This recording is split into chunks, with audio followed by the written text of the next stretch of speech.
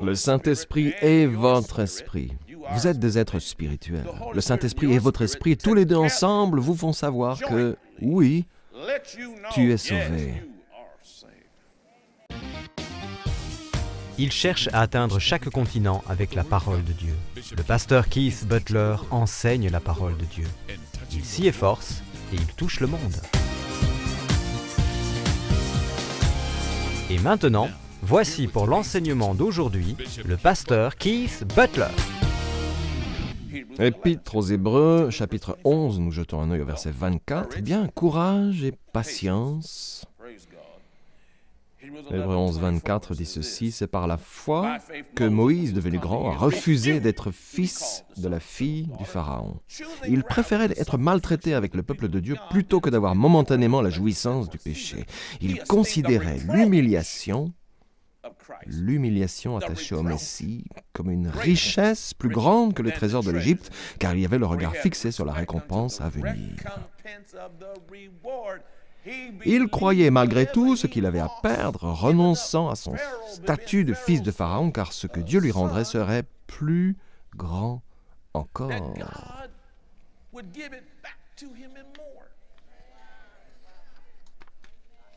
Sa foi l'a conduit à cette décision. Bien, quel est le troisième prérequis? La détermination. Vous devez serrer les dents. Vous n'avez jamais un jour pris une décision à propos de quelque chose? Ça suffit.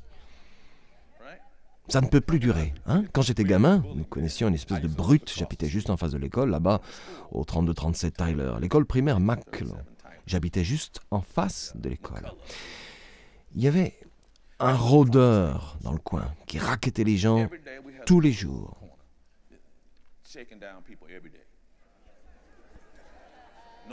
Personne ne voulait d'ennui avec lui, évidemment, parce qu'il vous aurait passé un sacré savon. Donc il arrivait, il s'emparait des enfants, vous voyez, des enfants qui passaient tout près, il leur prenait leur boîte à déjeuner, leur fouillait les poches, prenait leur argent, tout ce qu'il trouvait. Il me l'a fait aussi, comme à tous les autres. Moi non plus, je n'avais pas envie de me battre avec lui, je voulais pas mourir. Mais un jour, il m'est venu à l'idée ceci. Non, cela ne peut plus arriver. Bon, je vais vous dire ce que je pensais. Je vais mourir aujourd'hui, mais c'est horrible. Je vais me faire tabasser, je serai emmené à l'hôpital. Ok, mais j'avais décidé que c'était la dernière fois que quelqu'un me volerait. Et je suis encore comme ça. Je me suis dit, plus personne ne va jamais plus rien me voler. Alors je suis resté déterminé, et quand il est arrivé, du style « Butler, donne-moi ça et ça », j'ai dit « non ». Quand j'ai dit « non », tous les enfants ont fait des bonds et ont dit « tout le monde savait ce qui allait se passer ». J'étais sur le point de me faire botter le derrière dans toute la rue Tyler. Vous voyez, oh mais... Oui mais oh, bats-toi, bats-toi, bats-toi. Et il m'a regardé comme ça. Tu te fous de moi, c'est ça? Tu as dit non, pas vrai? Et il s'est mis à rigoler. Il s'est retourné, et quand il s'est retourné, il m'a fait face à nouveau en riant avec tout le monde, en parlant avec tout le monde. Quand il s'est retourné, je l'ai frappé du plus fort que j'ai pu. Vous savez, je m'imaginais que je pouvais aussi recevoir un coup, puisque c'était le dernier après que j'ai frappé ce type. J'ai frappé ce type, il est tombé à terre, et quand il a heurté le sol...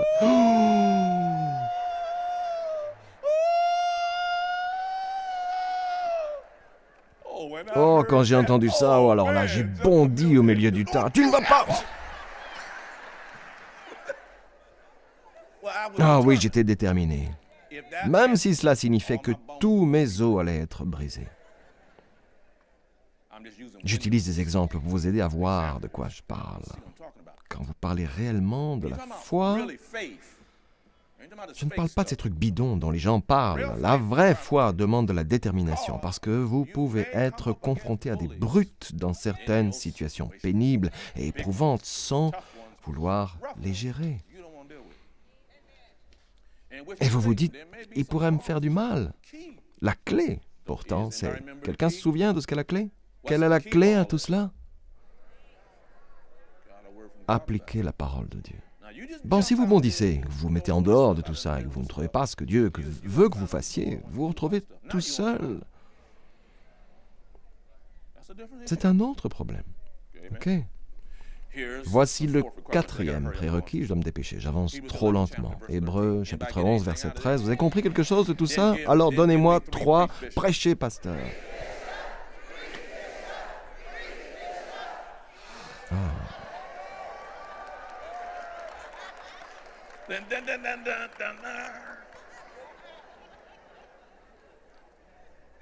Épître aux Hébreux, chapitre 11, nous lisons le verset 13. On y dit...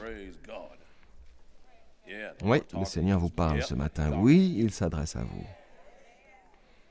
Verset 13. C'est dans la foi qu'ils sont tous morts, sans avoir reçu les biens promis, parce que certaines promesses me concernent moi et votre génération. Mais ils les ont vus et salués de loin, et ils ont confessé ou reconnu qu'ils étaient étrangers et voyageurs sur la terre. Ceux qui parlent ainsi montrent qu'ils cherchent une patrie. S'ils avaient eu la nostalgie de celle qu'ils avaient quittée, ils auraient eu le temps d'y retourner. Ce qui veut dire que s'ils avaient songé à ce qu'ils avaient abandonné à l'époque, ils y seraient sans doute retournés, rappelez-vous.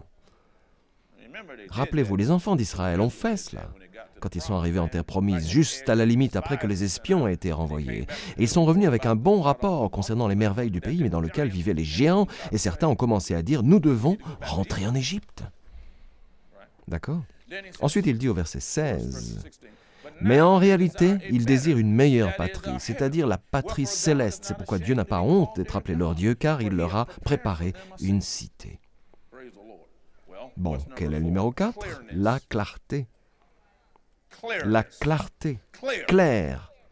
Ce que je fais est clair. Là où je vais, c'est clair. Dans mon esprit, il n'y a aucun doute à ce sujet.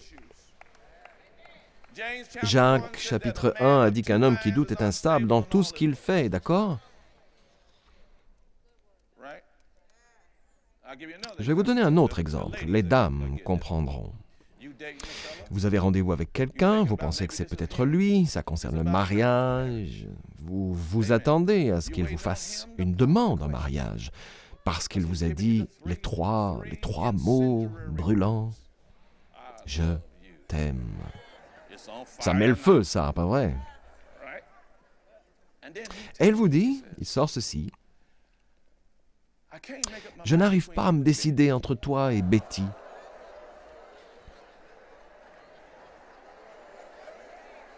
Oh, les dames ont bien compris, elles savent très bien que... Psst. Quoi?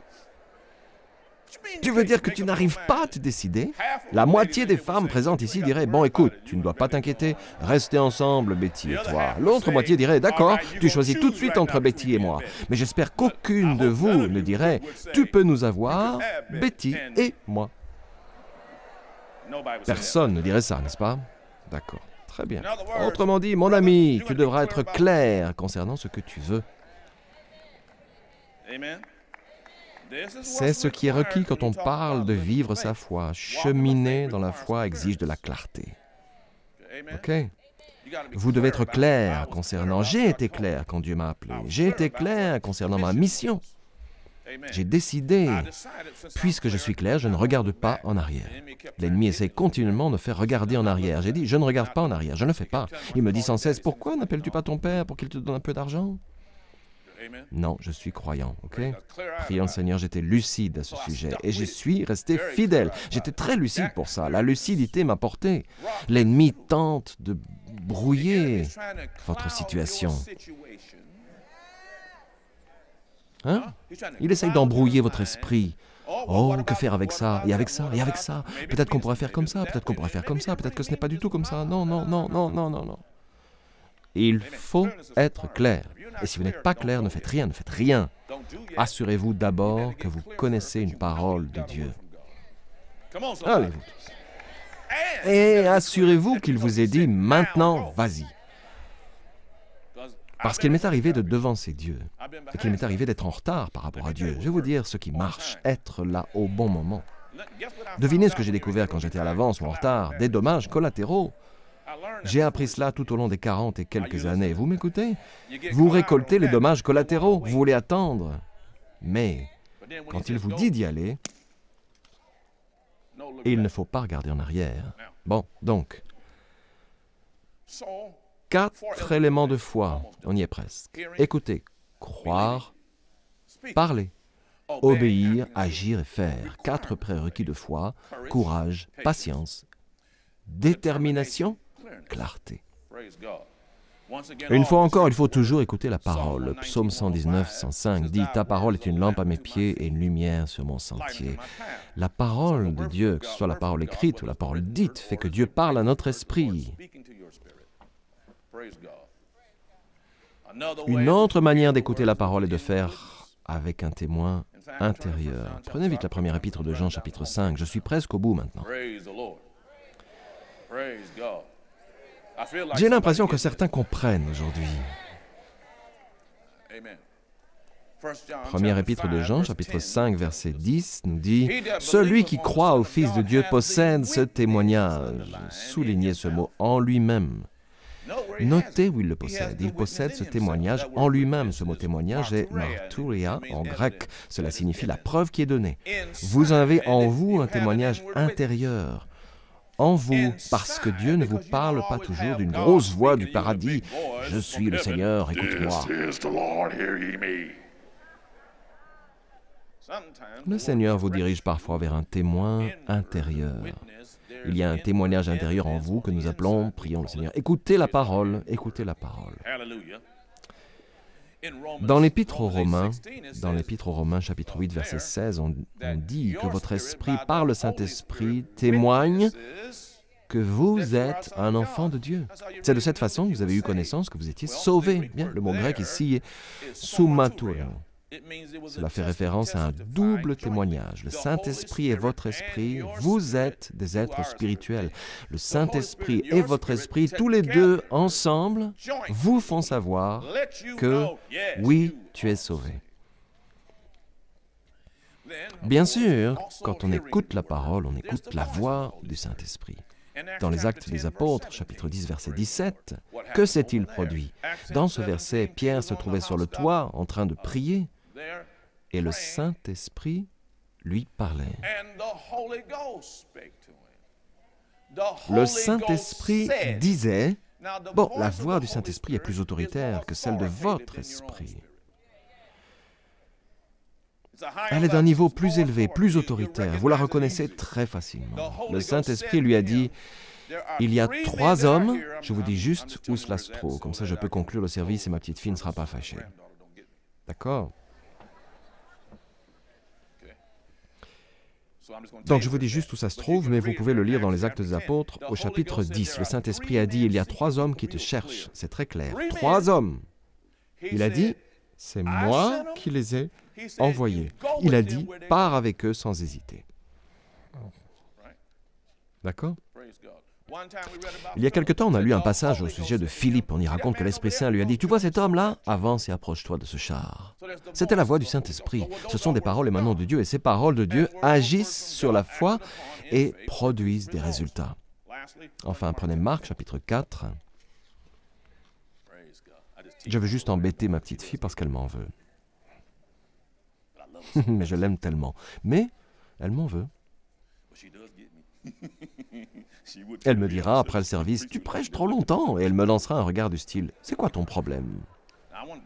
Bon, le dernier, je conclus ici. Marc, chapitre 4, je vous ai souvent parlé de la parabole du semeur.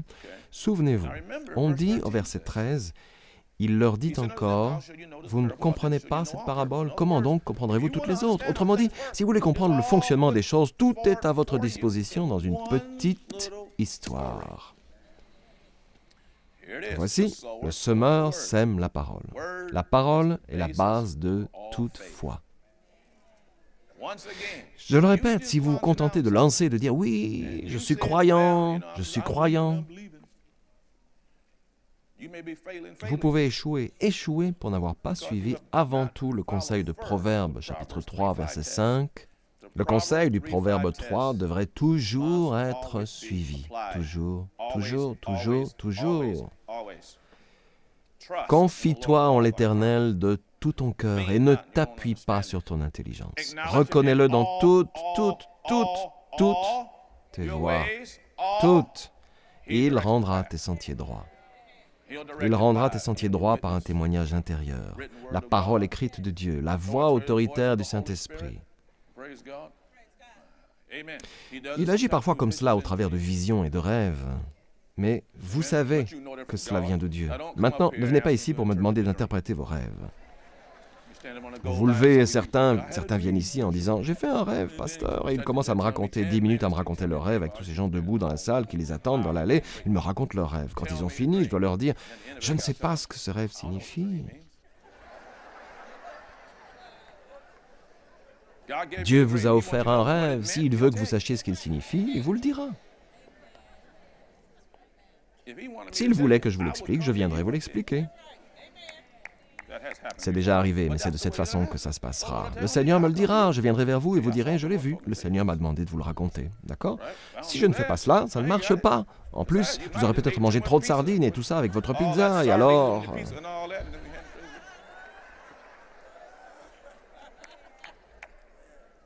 Ok, donc cette parabole concerne la parole de Dieu. Rapidement, je peux expliquer cette parabole en 5 minutes. Observez ce qu'il a dit au verset 15. Certains sont le long du chemin. Il y en a qui, la parole de Dieu leur arrive et ils choisissent de ne pas la recevoir. Ils choisissent de ne pas la recevoir, ils poursuivent leur chemin. Satan vient et enlève la parole. Au verset suivant, le verset 16, d'autres reçoivent la semence dans un sol pierreux. Quand ils entendent la parole, ils l'acceptent aussitôt avec joie, mais ils n'ont pas de racine en eux-mêmes, vous voyez? Ils ne réfléchissent pas sur la parole, ne prient pas, n'en parlent pas, ils deviennent paresseux. Ok. Et dès que surviennent les difficultés, c'est-à-dire la pression des circonstances ou la persécution, c'est la pression, le fait de se servir des gens, d'accord? Nous avons vu ça récemment. À cause de la parole, ils trébuchent. Mais à cause de quoi? À cause de la parole, à cause de la parole. Satan sait que le problème, c'est la parole. Il sait que la parole, c'est le problème. Vous tentez d'agir en dehors de la parole parce que vous désirez quelque chose. Désirer dans les Saintes Écritures ne se fait pas en dehors de Dieu. Tous les désirs dans la Bible doivent être connectés à Dieu. Vous avez entendu ce que j'ai dit? Nous avons vu 3 maisons.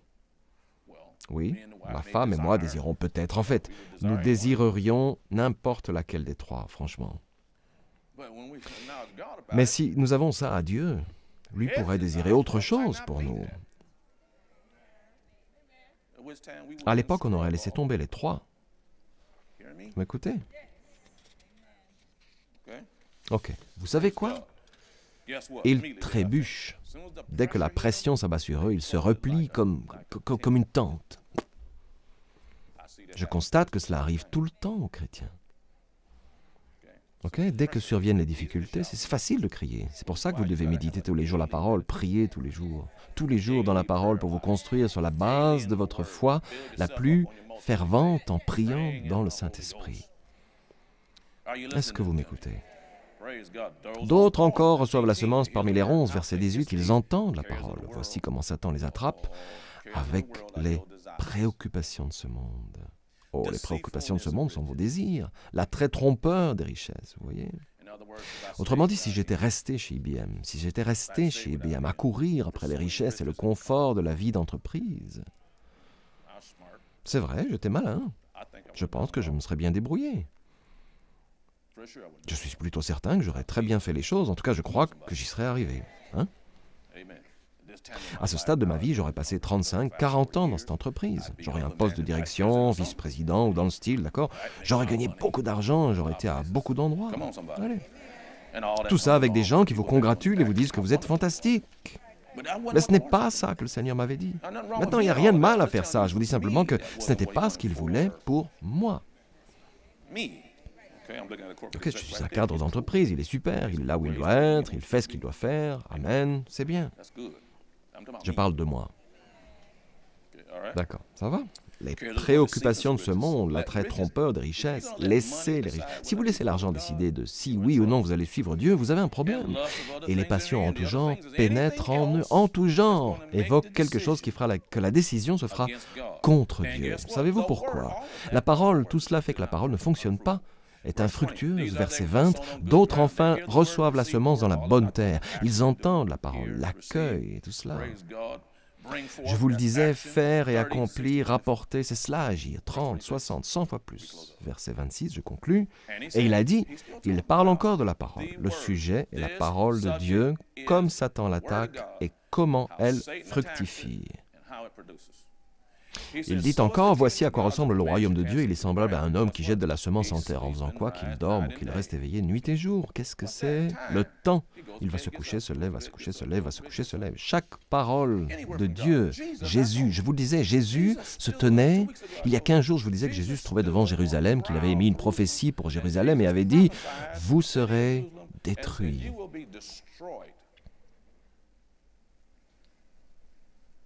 Ça ne s'est pas produit avant 37 ans. Jésus a dit que la prophétie allait se réaliser, mais il a fallu 37 ans pour qu'elle se réalise. Avec le Seigneur, un jour c'est 1000 ans, et 1000 ans c'est un jour. C'est nous qui sommes attachés au calendrier. La foi ne dit pas à Dieu, tu dois accomplir ceci à telle date, à ce moment, ok, sinon tu n'auras pas le temps, Seigneur. Il n'y a pas d'horloge avec Dieu. Dieu peut remonter le temps.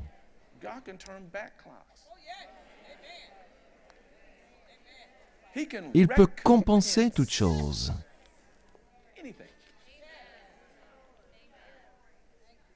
J'ai dit qu'il pouvait compenser, qu'il pouvait faire marche arrière. Le temps a beau passer, Dieu peut transformer toutes choses et les rendre meilleures que jamais.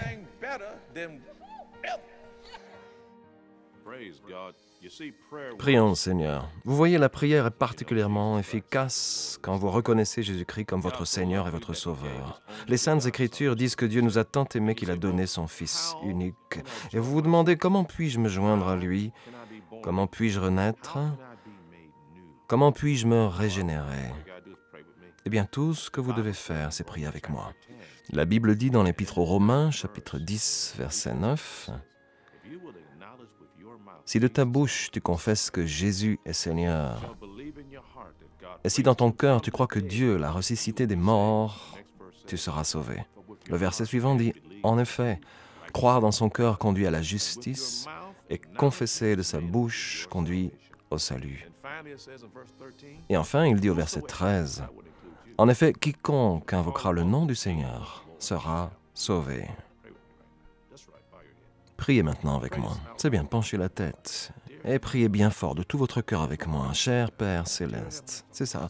Maintenant, priez avec moi, cher Père Céleste. Au nom de Jésus, je crois que Jésus-Christ est le Fils de Dieu. Qu'il est mort pour moi sur une croix. Qu'il s'est chargé de mes péchés. Qu'il est allé en enfer à ma place. A accompli mon châtiment. Et maintenant est sorti du tombeau. Viens dans mon cœur, Seigneur Jésus. Je te reçois comme mon sauveur et le maître de ma vie. Alléluia. C'est aussi simple que ça. Et il est maintenant présent dans votre cœur. Vous allez me dire, bon, et maintenant que dois-je faire? Nous avons un ouvrage spécial que nous voulons vous faire parvenir. Il s'intitule « D'où venons-nous » ? Nous serons heureux de vous l'adresser. Prions le Seigneur et je vous expliquerai tout ce que vous devez savoir. Je tiens à vous féliciter. Vous ne serez plus jamais la même personne au nom de Jésus. La parole de Dieu entre dans ton esprit dès lors que tu reçois Jésus comme le Seigneur et le Sauveur de ta vie. Le véritable toi, ton esprit, est régénéré. Cela signifie que tu es maintenant une nouvelle création dans le Christ qui, après Dieu, est créé dans la vertu et la vraie sainteté. Ce procédé provoque un changement immédiat dans ton esprit et dans ton cœur. Toutefois, pour continuer ce procédé de changement, tu dois ranger tes anciens habits et apprendre comment cheminer dans ta nouvelle vie avec Dieu en commençant ta journée en prière avec le Père. Une simple prière de louange et d'action de grâce t'aide à consolider ta relation avec Dieu.